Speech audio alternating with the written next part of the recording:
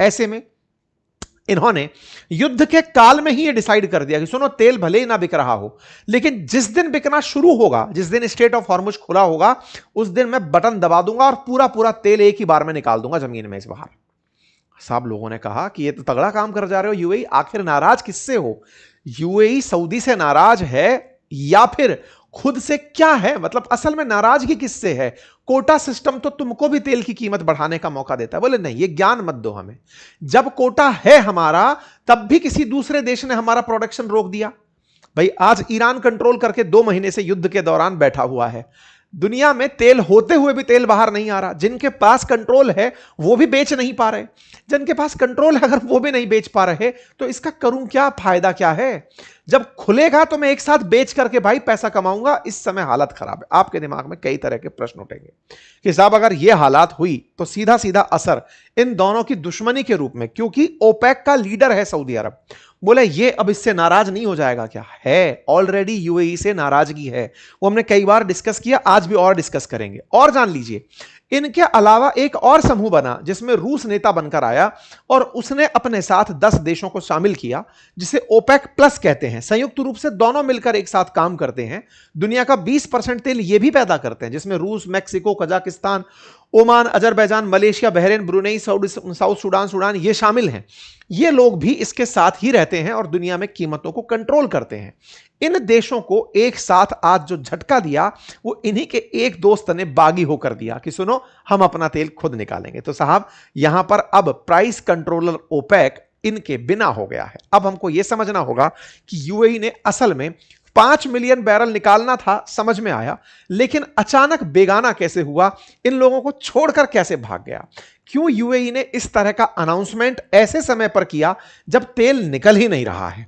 होता कि भाई स्ट्रेट ऑफ हॉर्मुज खुल गया, उस समय खोल देता। इस समय जब संयुक्त रूप से सब साथ होकर के ईरान के खिलाफ लड़ सकते हैं, उस समय इस अनाउंसमेंट का क्या मतलब है? और यह मतलब इन्होंने 1 मई से कह दिया है कि 1 मई से हम इस पर लागू हो जाएंगे साहब, हम छोड़ रहे हैं ओपेक और 1 मई से काम करना शुरू कर देंगे।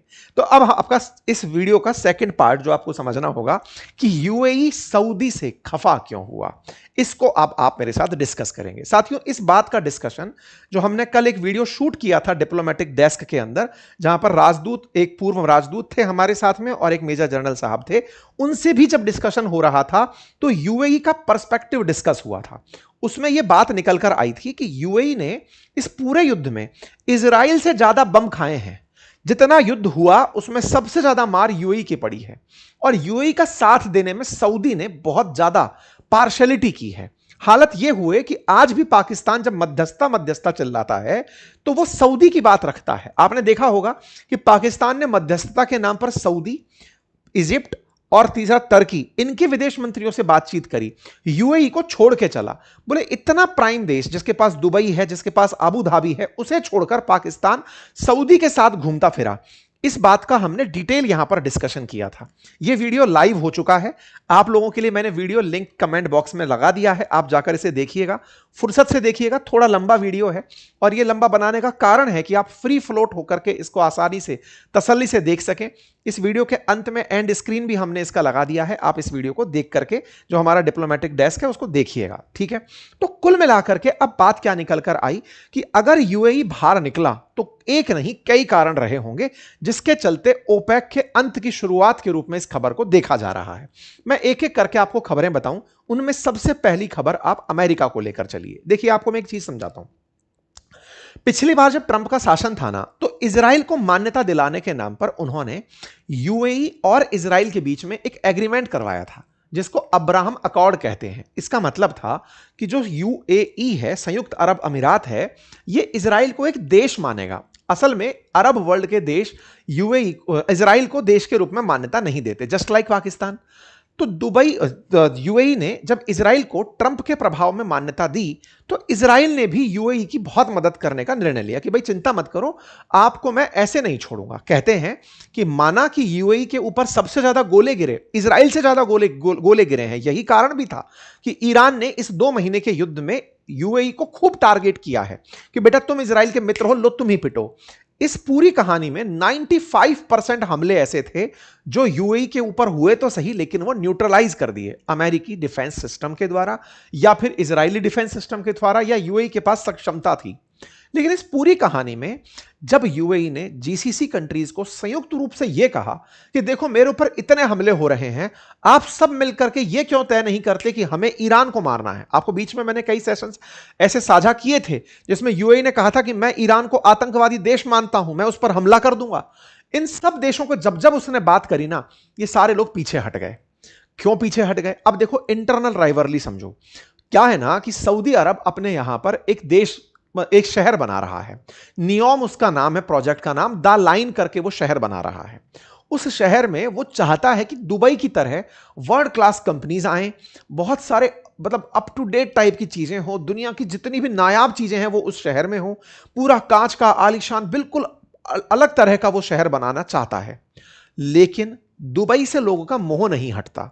सऊदी और देखिए, चाहे सऊदी हो चाहे कतर हो, इन सबको असल मोटिवेशन दुबई ने दिया है, आबू धाबी ने दिया है, क्योंकि इन लोगों की प्रोग्रेस दोहा के विकास के लिए भी, रियाद के विकास के लिए भी, और द लाइन जो प्रोडक्ट है उसके विकास के लिए भी मोटिवेशन बनी। इवन आप सोचिए कि जो गाजा है ना, उस गाजा में ट्रंप जो राफा शहर बनाना चाहते हैं, वो गाजा प्रोजेक्ट भी असल में दुबई से मोटिवेटेड है कि दुबई जैसा बनाना है। आजकल दुबई अपने आप में एक मॉडल हो गया कि ऐसा बनाना है, लेकिन दुबई दोबारा तो बन नहीं सकता। जब तक एक दुबई है तो दूसरा दुबई कैसे बनाए? तो इन लोगों ने दुबई की बर्बादी का तमाशा देखा। यह बात यूएई को समझ में आई।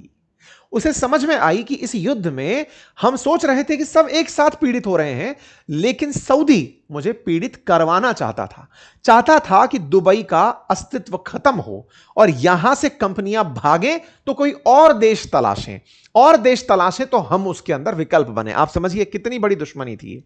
आप कहेंगे कि साहब ये बात तो मतलब बहुत ही अजीब हो गई। आप समझिए सेकेंड वर्ल्ड वॉर के बाद में जब यूएसएसआर और अमेरिका एक साथ युद्ध लड़ रहे थे जापान के खिलाफ, ब्रिटेन, फ्रांस, यूएसएसआर, अमेरिका सब एक साथ ही तो थे जापान के खिलाफ, लेकिन युद्ध के बाद तुरंत दुश्मन बन गए सोवियत रूस और अमेरिका। क्यों?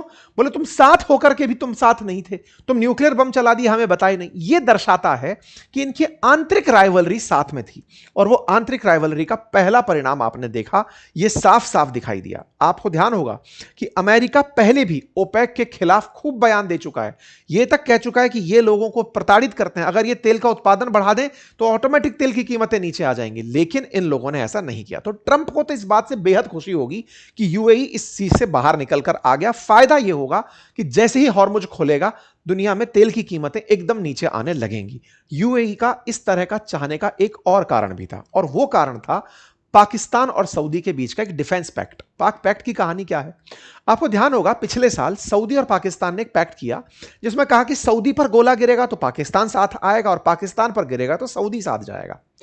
इसी पूरे पैक्ट के चलते यमन में जब हूती और हदियों का विरोध चलता रहता है, तो सऊदी ने यूएई के जो संसाधन है, कहिए जहाज, ट्रक, टेम्पो टाइप की जो चीजें हैं, इनके ऊपर यमन में हमला कर दिया था। पिछले साल की बात है, हमने इस पर सेशन भी किया था कि सऊदी ने यमन में जो यूएई का इंटरफेरेंस था उस पर गोले गिरा दिए थे। इस बात को यूएई ने हालांकि तब खून किसी घूंट पी के निगल लिया था, क्योंकि वो जानता था कि सऊदी से अगर मैं युद्ध करने निकला तो मामला बहुत ज्यादा बिगड़ जाएगा, हॉस्टाइल हो जाएगा। लेकिन अंदर एक कुंठा पल गई कि तुम साथ होकर के भी हमारी इंसल्ट कर दिए। ये इंसल्ट के पीछे असल में इनकी खड़ा था पाकिस्तान, क्योंकि पाकिस्तान कहीं ना कहीं सऊदी को चढ़ा के चल रहा था कि सर आप तो कतई मत डरिए, न्यूक्लियर बम लेकर बैठा हूं मैं आपके साथ हूं, आप चिंता मत करिए। यही कारण था कि यूएई के जो प्रिंस हैं, जो मतलब किंग हैं, वो भारत की यात्रा पर आए थे। एक दिन की यात्रा पर थे, बस आए और मिले प्रधानमंत्री से और मिलकर चले गए थे। मतलब उस समय उन्हें यह महसूस हुआ कि नहीं, हमें कोई साथ चाहिए होगा। और आपको एक बात याद दिलाऊं, अगर याद आए तो ध्यान करिएगा कि उस समय ही चर्चा निकलकर आई थी कि इजराइल तुर्की के खिलाफ एक गठबंधन बना रहा है, जिसमें साइप्रस होगा, जिसमें इजराइल होगा, जिसमें भारत होगा, और उसमें एक और देश ऐसा होगा जो मुस्लिम वर्ल्ड का होगा। असल में वो यूएई ही था। इस इजराइल ने उसको साथ में ले लिया था कि तुम साथ में आ जाओ, अब तुम उस पूरी बिरादरी से बाहर कर दिए गए हो, तुम्हारा कोई नहीं है। उधर उधर ग्रीस को साथ में लिया गया। इस तरह से इजराइल एक 6 देशों का समूह बना रहा था जो तुर्की के खिलाफ खड़े थे, और तुर्की पाकिस्तान के साथ, पाकिस्तान सऊदी के साथ, इन सब ने एक ऐसा गुट बनाया कि जो प्रोग्रेस थी सऊदी की, सॉरी यूएई की, वो इनसे पची नहीं। जब ये डाइजेस्ट नहीं हुई ना, तो ये बात कहीं ना कहीं यूएई को अंदर से महसूस हो रही थी कि ये सब जलते हैं मेरे से। वो वेलकम मूवी का नहीं है, जलता है मुझसे, तो वो जलता है मुझसे वाली फीलिंग थी, और इसके चलते यूएई ने यह किनारा किया। एक और चीज आप ऑब्जर्व करिए, अभी जब शांति वार्ता के नाम पर ईरान के डेलीगेशन गए पाकिस्तान, यूएई ने क्या बिगाड़ा था भाई? आपने शांति वार्ता के समय पर सबको बुलाया, पाकिस्तान वालों ने तुर्की, इजिप्ट और सऊदी सबको बुलाकर बातचीत करी। इवन ईरान के विदेश मंत्री ने भी सबसे बात करी यूएई को छोड़ करके। अरे यूएई ने तुम्हारा बिगाड़ा क्या है? केवल ये कि ये ज्यादा इजराइल को चाहता है, या ज्यादा अमेरिका को चाहता है, या ये कि ये ज्यादा सक्सेसफुल है या प्रॉस्पेरस है। बस प्रॉस्पेरिटी उसके लिए नुकसानदायक बनी, ये वो सारे कारण बने। इन्हीं से तंग होकर के आज से एक दिन पहले खबर बनती है कि यूएई ने पाकिस्तान को दिया हुआ $3.5 बिलियन का अपना लोन वापस मांग लिया।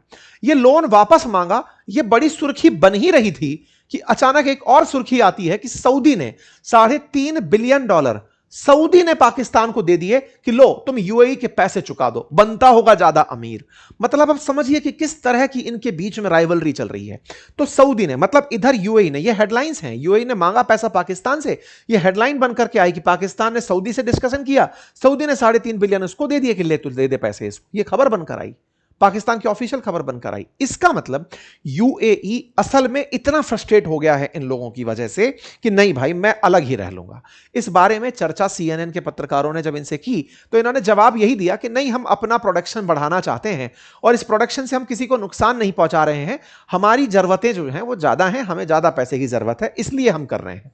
लेकिन कुल मिलाकर यूएई ने अब सऊदी को यह कहा कि सुनो, तुम्हारी छत्र छाया में रहने की हमें जरूरत नहीं है, हम अपना काम खुद देख लेंगे। तो इस ऑयल के गणित में यूएई का अलग निकलकर चल जाना अपने आप में कहिए कि अंदर के बिगड़े हुए रिश्तों की सुगबुगाहट है कि मामला बिगड़ रहा है। क्या भारत का कोई रोल है इसमें? बिल्कुल कहा जा सकता है। असल में आज से 2 दिन पहले की खबर है कि भारत के जो एनएसए हैं, डोभाल साहब, वो जाकर के यूएई में वहां के जो शेख हैं मोहम्मद बिन जायद, उनसे मुलाकात करते हैं।